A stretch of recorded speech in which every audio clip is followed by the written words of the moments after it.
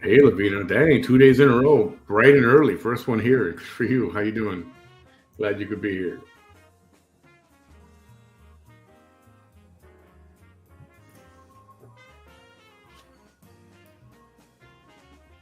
Let's give it another minute or so.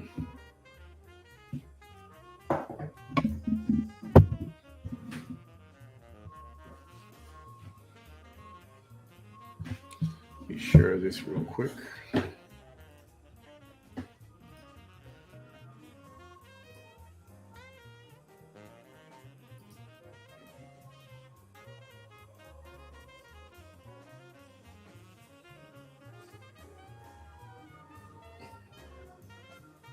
Oh, internet's a little slow today.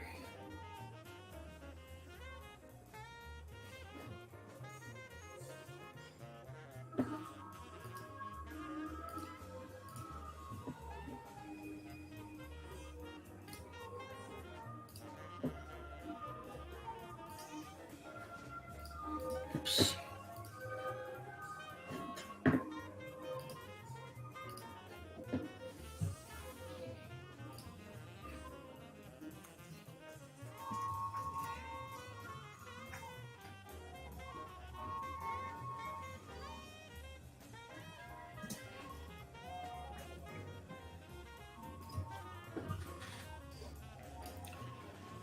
All right. Good evening, everyone. Ben, hey there. Janine, what up? Welcome to a Sunday evening edition of Manny Behind the Mic. And we have got today Mr. Tino Villarreal. He's running for Brownsville City Commissioner at large A. And he will be joining us right now. Let me bring him up here. Ladies and gentlemen, welcome Tino. How you doing, Tino? Good. How are you? Great, thank you. Glad you could make it. And I like to say this because I'm trying to get everybody to come on, but I've invited everyone, and I have not gotten responses from everyone. So I think it's your first um, step into politics, in the politics stage. So it's definitely important that you come out and not be shy. You know what I mean? And don't be hiding and stuff like that. So No, and no. Thank you everybody's for having me. No, thank you for having me. Obviously, it is the first time that I run for public office, and this is the first interview that I'm doing so far. So thank you for having me on. no, you are very welcome. We'd love to hear. People love to hear from you guys, and they don't like when they don't hear from the candidates or the incumbents. Those are in position already, and the reasoning behind it. It's many, but it's important that you start off on the right foot. Tino, you are running for city commissioner at large place, or what do they Yeah, call it? Do they call it place A? yeah. At large, place A. At large place A. Now, as we said before, this is your first jab at any kind of politics at all. Have you ever done any kind of politics or government work? Uh, I used to do a lot of work for the National Hispanic Institute over in Austin, Texas. So I used to be at the Capitol quite a bit as part of the public relations part of the job. But as far as running for office or anything like that, no, this is the first time. I always told people that probably I would never say never, but I would tell Yeah. people, nah, politics isn't for me. It's not something that I'm looking for. I would look forward to going through all of this, which is putting yourself publicly out there. I'm very involved, but very quiet person. I like to do a Hmm. lot of work behind the scenes, and having to come out here and do interviews and speak about yourself, it's not something that I'm real comfortable doing. So it's my first go around at it. So again, thank you for having me on.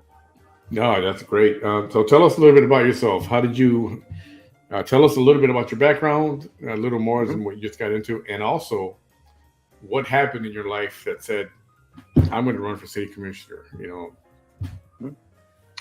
Well, we'll start obviously.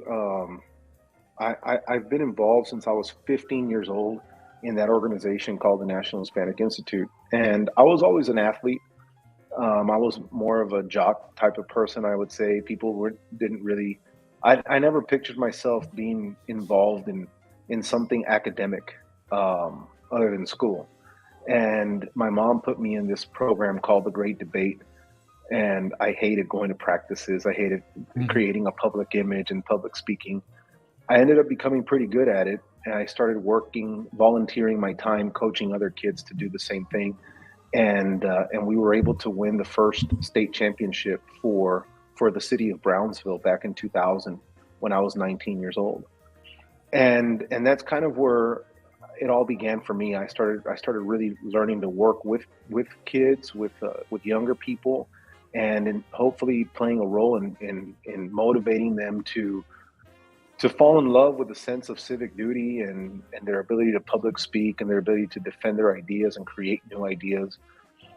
From there, I ended up, working for the National Hispanic Institute full time. I traveled the country and internationally recruiting top Hispanic students in leadership development. I did that Mhm. for years, and now currently I sit on that board of directors for them, and I still run our local chapter here in Brownsville, where we work with over 200 to 250 youth every year, and we send them all over the country for leadership training development. We follow up with them as alumni, now young professionals. And Mhm. we're always talking about engagement, and we're always talking about vision building and planning and so why not put your money where your mouth is? I was on the PUB board. I was on the BCIC board. I know that those, especially the PUB board, is a really hot topic right now. I've gotten smeared a little bit about being part of the PUB board and the Tanasca issue, and Yeah. ultimately, that's one of the real reasons that I want to run. Is my parents got very ill. My mom passed away 15 months ago, Mm. and uh, Sorry and to so I hear. had to kind of step away from that service.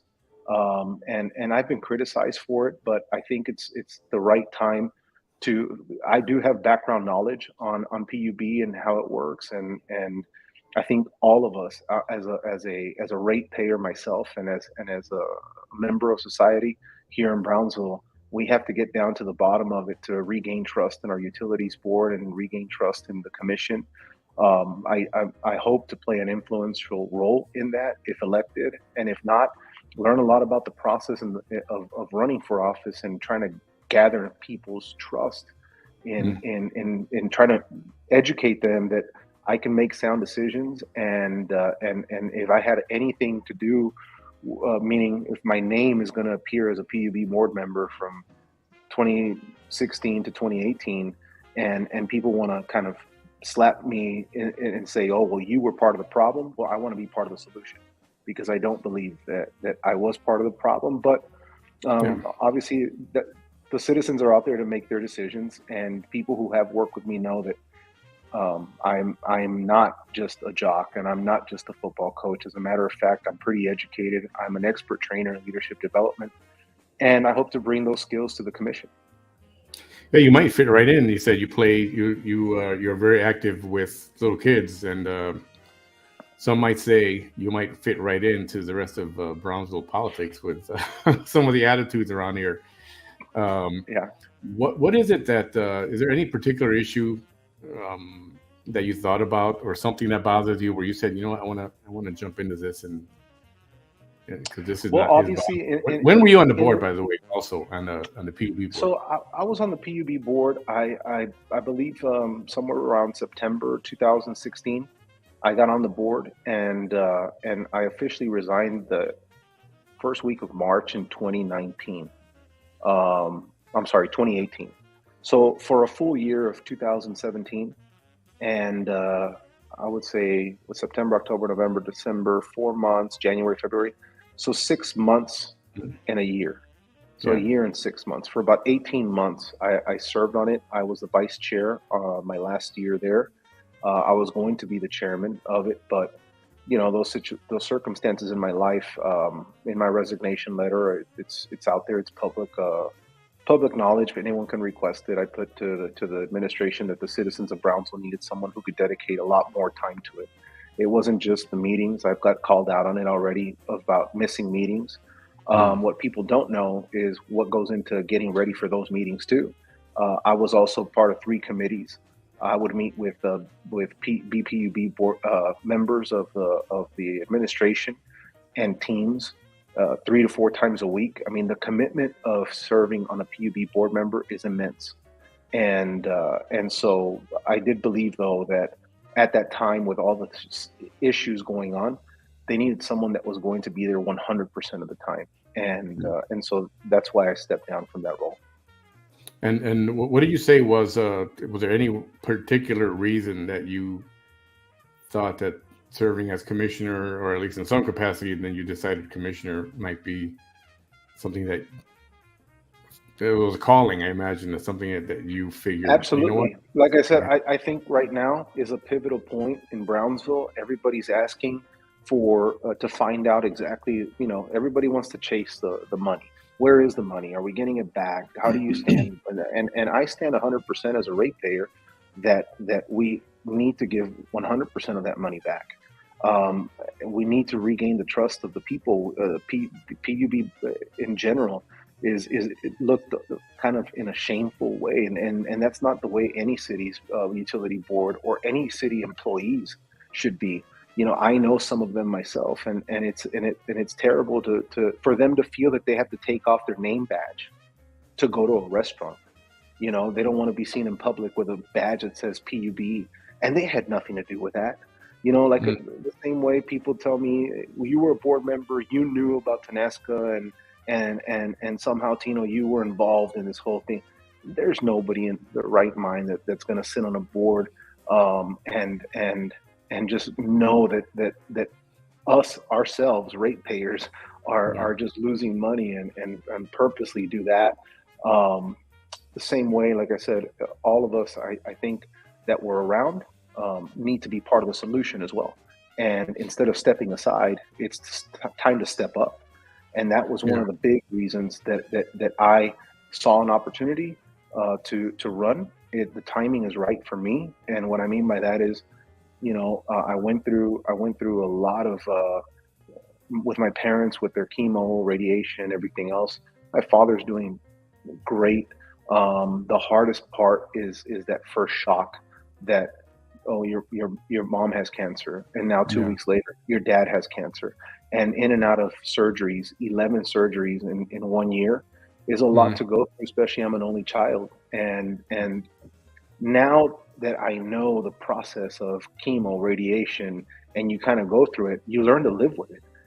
Cancer is a disease that you never get rid of. You just learn to live with it, and you learn to handle those situations. And I believe that I'm in a position now to get re-engaged, be back involved at a commission level, look at not Yeah. only PUV but all these other issues that are super important in our community right now, and just looking around at the choices out there, I do believe I'm the best choice for it.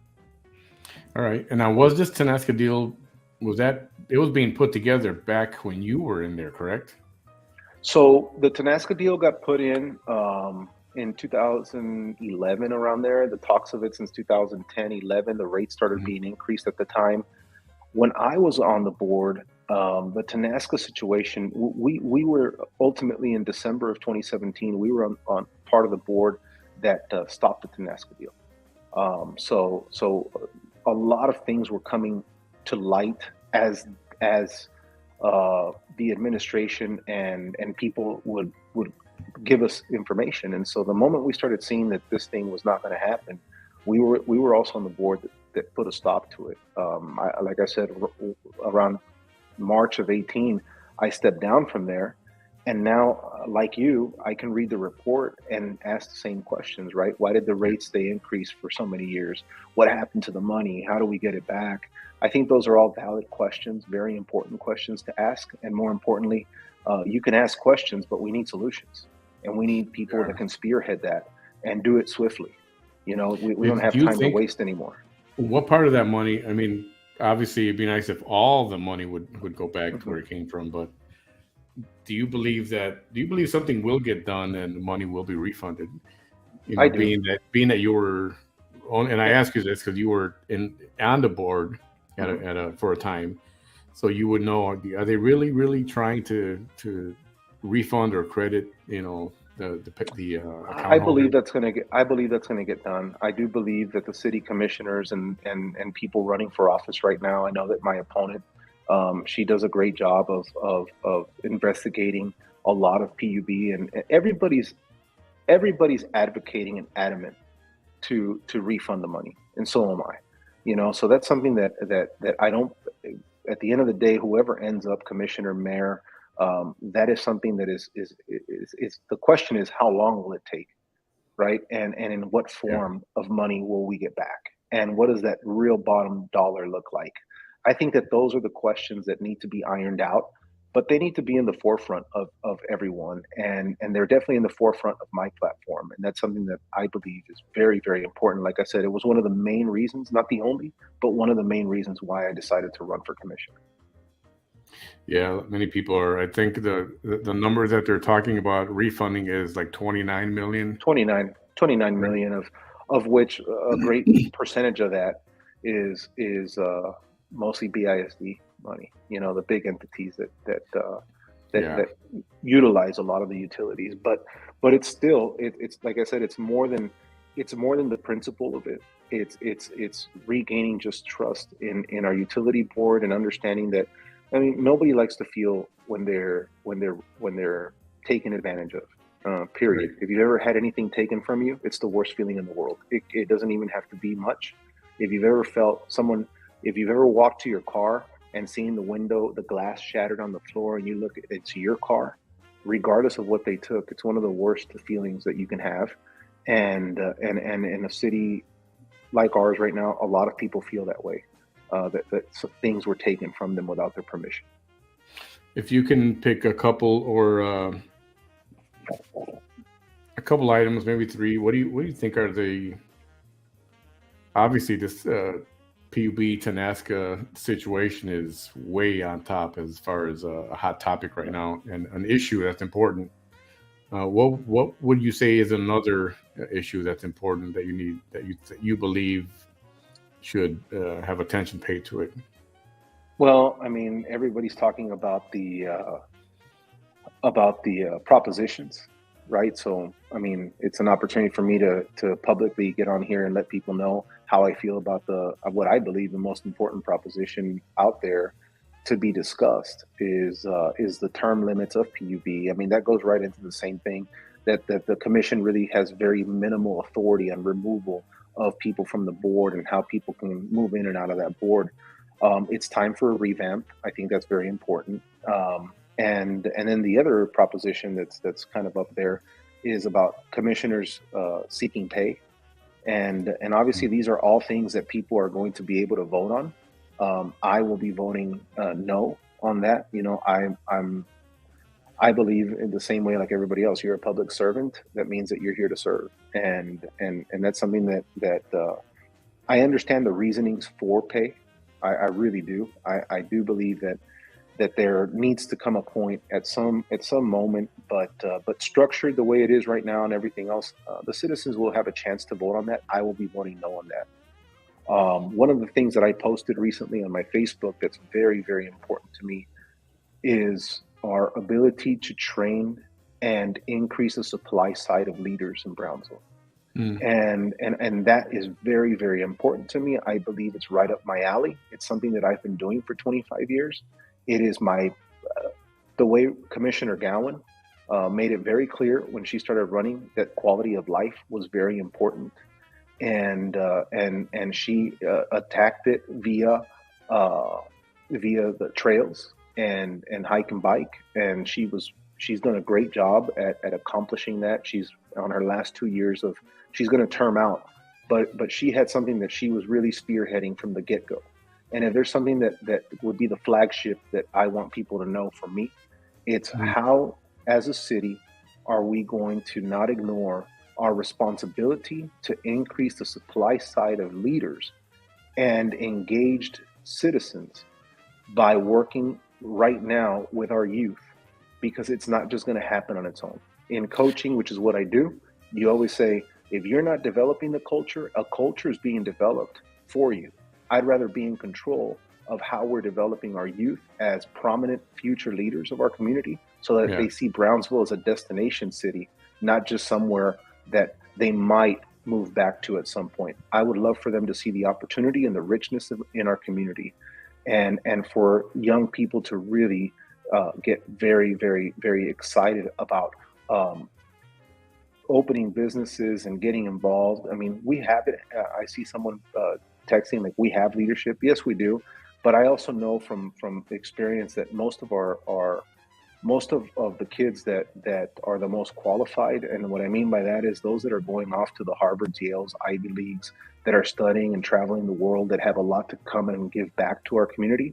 They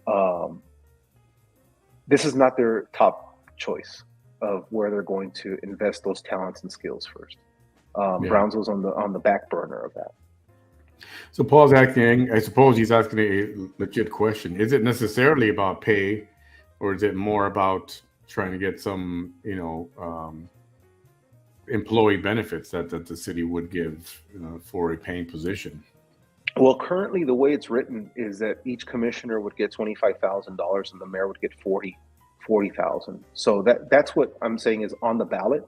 Everyone's going to have a choice on that. Like I said, if it was structured differently, maybe my the way I would vote would change. But Mhm. currently the way it's worded is $25,000 and 40,000 for the mayor. I will be personally voting no on that proposition in May. How would you like to see that? I think it's they pay commissioners for attendance in board meetings, Yeah. and there's other ways that I think at the end of the day, what we want, the ultimate idea, because other cities do pay their elected officials, and it's with the idea that they're going to take it kind of to the next level, right? As a coach, I hire people, and I also have volunteers. Well, I can Mm. hold someone that I pay a lot more accountable than someone who's doing it for free. That doesn't mean that their heart's not in the right place. It's just your commitment level changes once you're invested.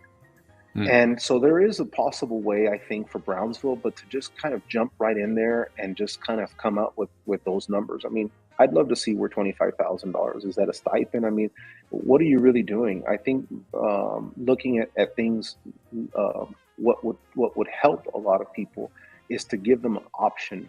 As far as I know that Commissioner de los Santos has a chief of staff, right? And a lot of people criticize that, but I do think that he pays them out of his own pocket, and a commissioner shouldn't have to be paying somebody out of their own pocket to help them, especially if you're asking for someone to be as dedicated as he is, right? Like you want someone that's going to give you their full time, well, they have a job too, and they've got to provide and pay uh, for their household.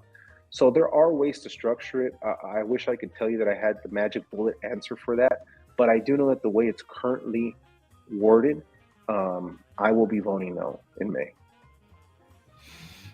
Yeah, there's a there's quite the little controversy there when it comes to Roy and his chief of staff. Many people say this is Brownsville, it's not Washington D.C. Why do you have a chief of staff? And granted, he does say he's paying him personally, but that's a Well, that's current whole again. other Yeah, yeah. that's a whole different issue. I'm just saying that I get the point.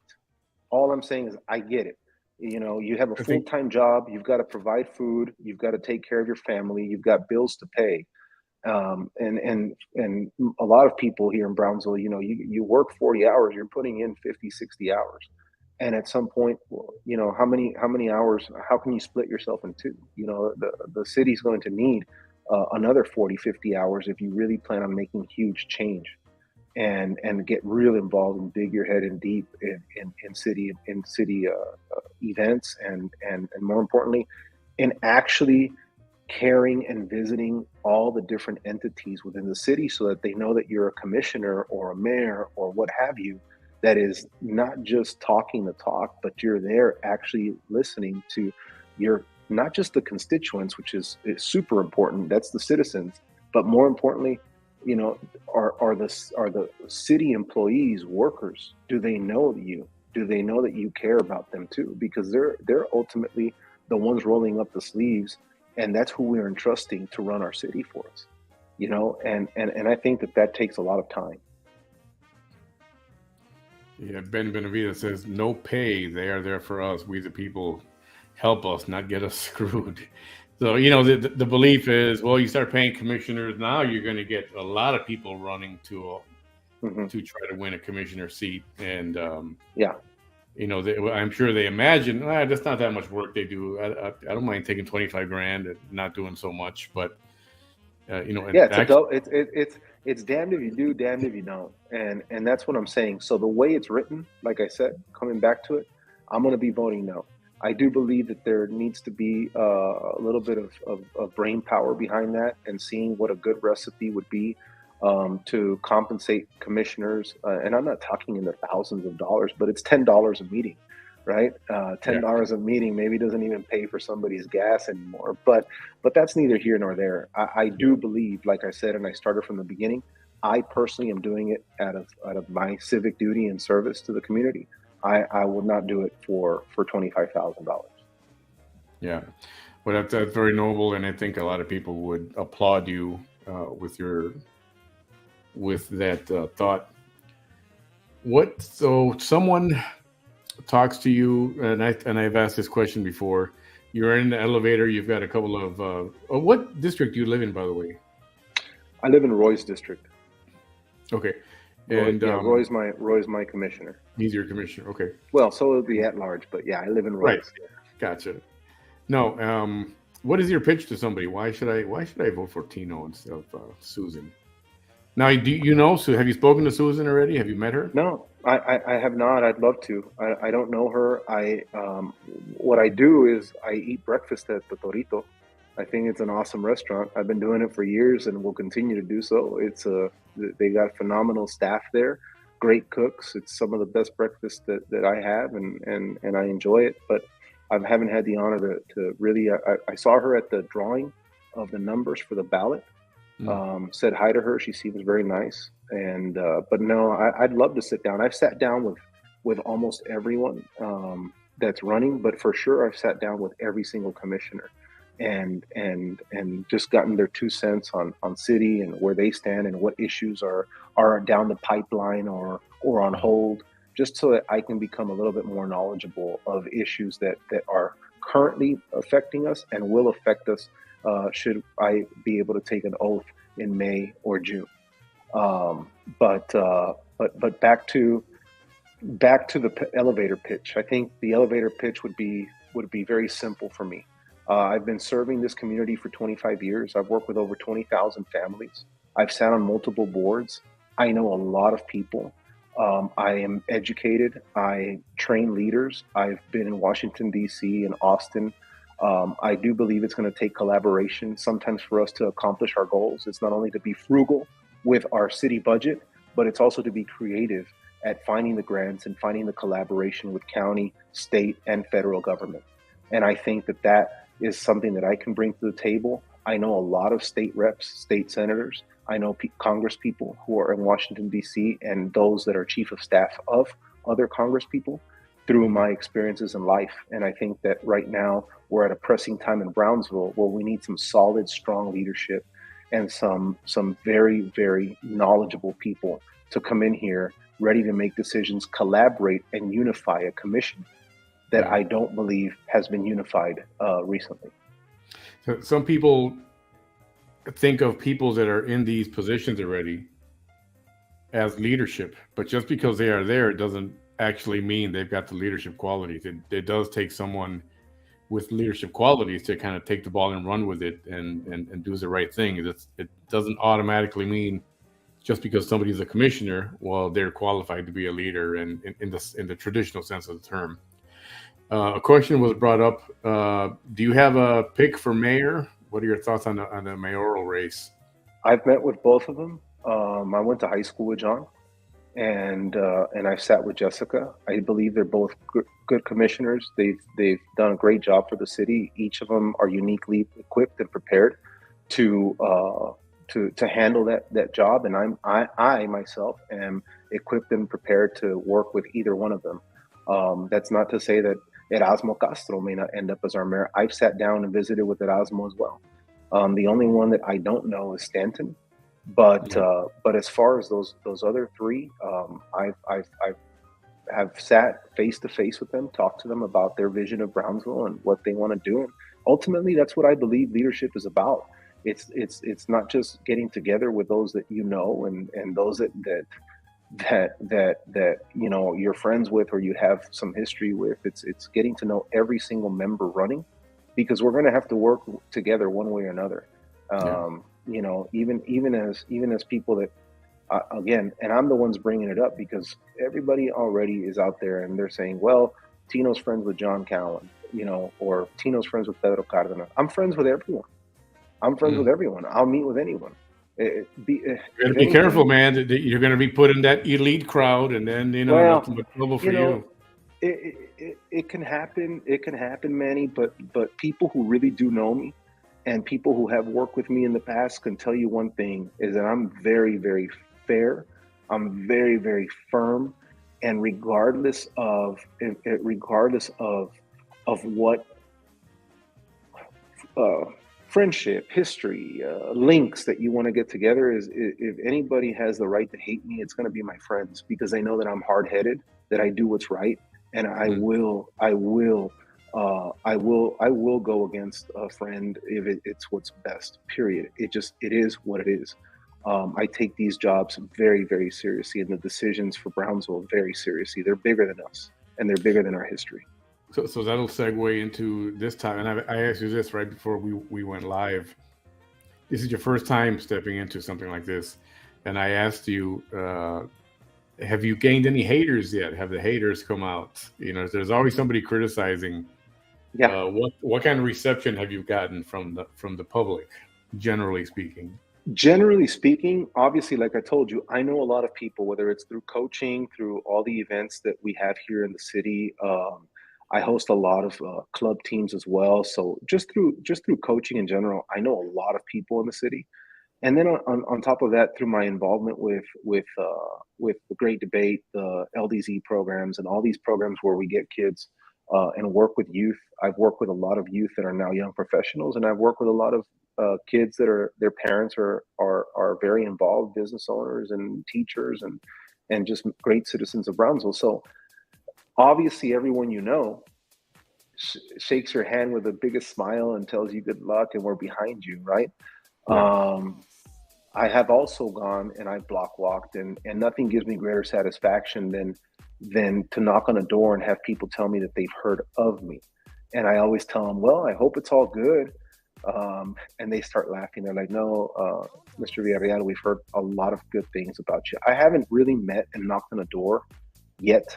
It's going to happen, where people are telling me that they have heard nothing but horror stories about me. If anything, I do get a couple of people to ask me questions, mostly about Tenasca. Again, it's a hot topic. I was on the board of PUB. Never hid that. Never. People have questions about that, and they should. I think it's very important and healthy for us to talk about that. That's why I brought it up in the show. People have questions about trying to group me in that elite group, and Yeah. but again, uh, people who know me and people who get to know me understand that one thing is true in coaches, and I speak on that, is coaches always know how to work and bring out the best in everyone. That is our job. You don't win games just by talent. You win games because you're able to work together. You're able to put down differences. You're able to push towards a common goal in order for you to accomplish a task. That is in our everyday DNA, and that is in my DNA. I look at I'm an ultimate team player. I don't just preach it. That's who I am. Any kid that's ever been on a team of mine, who's ever been trained by me, any parent who's had a kid will vouch for me to tell you that at the end of the day, what matters is our arrival, our destination, and the goal. We want to get to our goals, and Brownsville has very big goals, and it's going to take a lot of collaboration. Differences, they're important.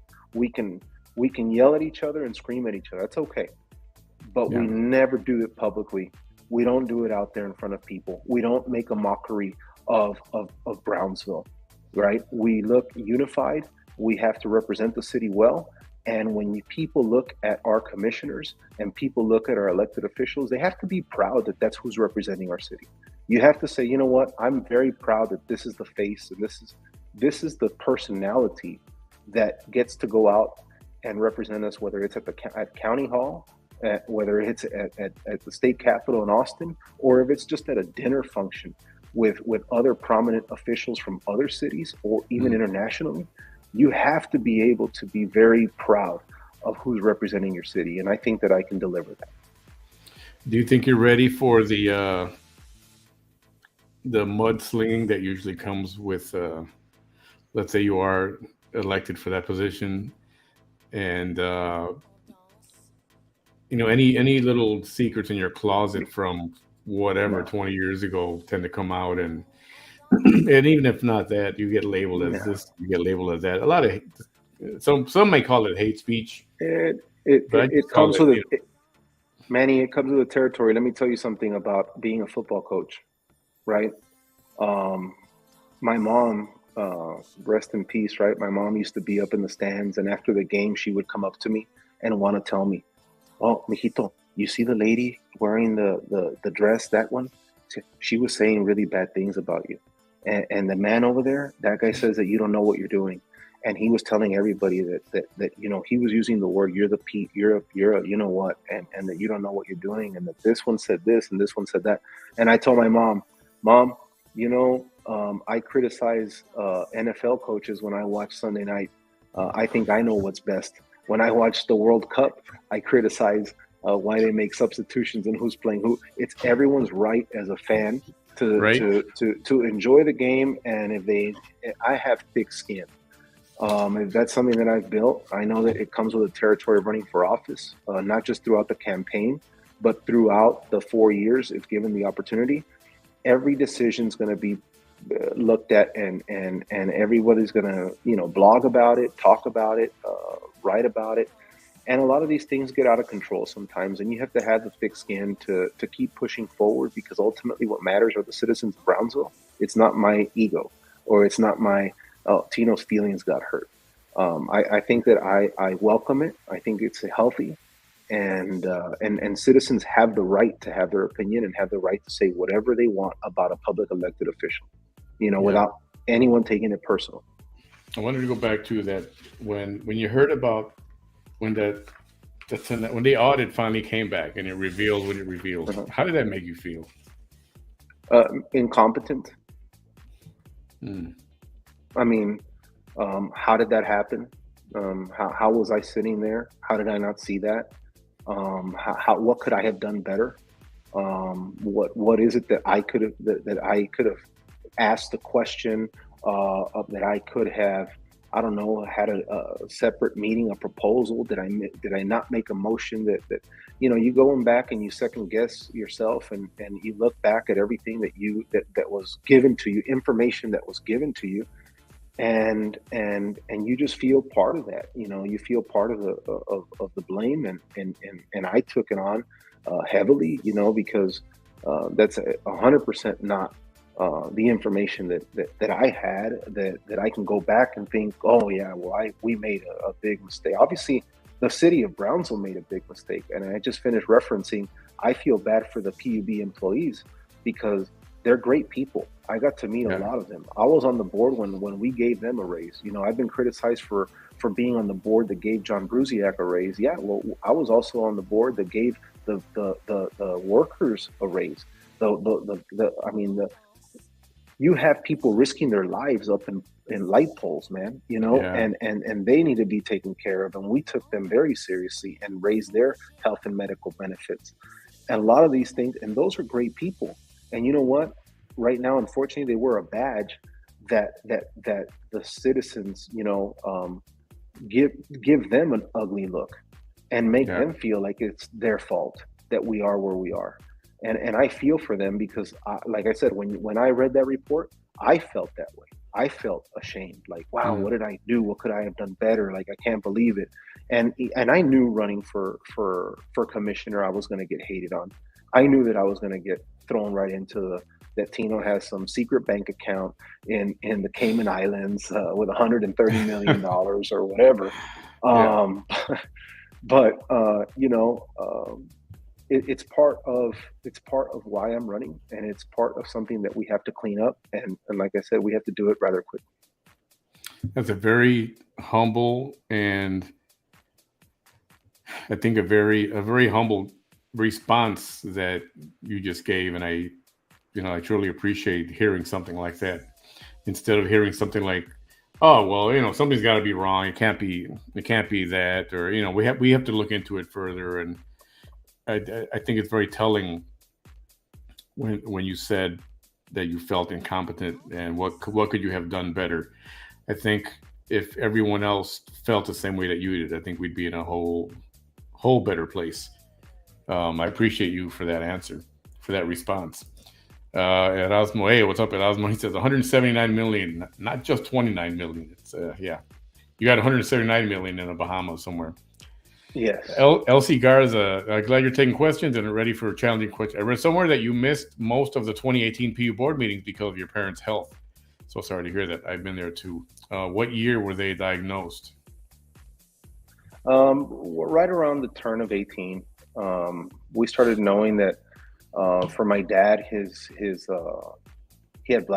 has bladder cancer, but he kept going to doctors all of 2017, just not feeling well. Like he was having issues with his urine, and they couldn't really find out whether it was UTIs or this and that. Hmm. And I'll never forget. Right around Christmas time, um, my mom was perfectly fine. She was perfectly fine. We were very concerned about my dad. And in January, the turn of 18, right there is where he got diagnosed, and it's where our world kind of fell apart. Um, you're dealing with one person, and lo and behold, literally 3 weeks after that, um, in a routine checkup, they find a stage one cancer in my mom's uterus. And they said, well, we're going to do a DNC and we're going to do all these other things. And by about March of that year, when my dad was going through his chemotherapy, they ended up going in there to do a whole hysterectomy, and they found that the tumors were coming from the ovaries, not Oh, from the uterus, and it was way more progressed and developed than that. And so around May of that year, my dad ends up having a heart attack, quadruple bypass surgery, um, wow. because of maybe the chemo or whatnot. It was a difficult time, and I do appreciate, like I said, you come out here, you make yourself publicly known, and people want answers, and like I said, I've been highly criticized by people. That's part of the game. It's a tragic part, but it's definitely part of it, and Yeah. it is what it is.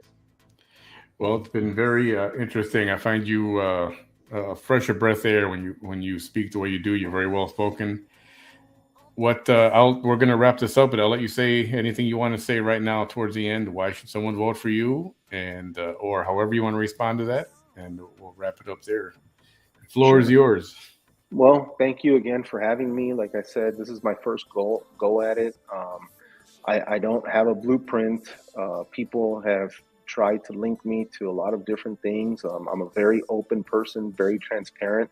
But more importantly than that, it's about collaboration. It's about your ability to put all those personal things aside and learn how to collaborate and work with others.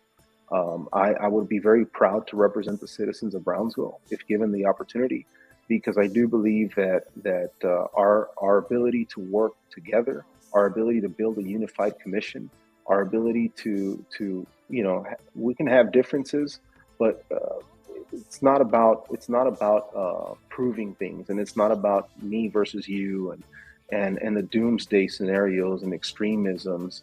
And I kind of those things are just divisive, and I think our country has seen enough of that. I think our city have seen enough of that. I think that the city's ready to heal. I think the city's ready to move forward, and uh, it's going to take people who want to take it serious and can be a bridge. I've been known to do that my whole life. I do it every day in coaching. It's about pushing the agendas forward. It's about leaving egos at the door, and it's about building bridges, not divisions. And that's hoping that I can bring that to the commission.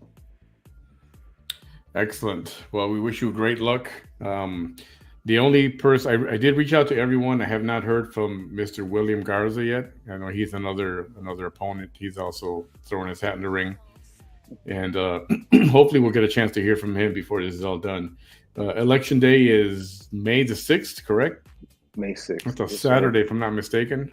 Yep, Saturday. This is, Early voting starts April 24th. yep, April 24th, and everyone get out to vote. If you like what you hear and you want to hear more, Mr. Villarreal is available. You've got a Facebook page, don't you? I do. I have a Facebook page. I would love for people to visit it, like it. As we gear closer to the election, you know, people will start seeing a little bit more.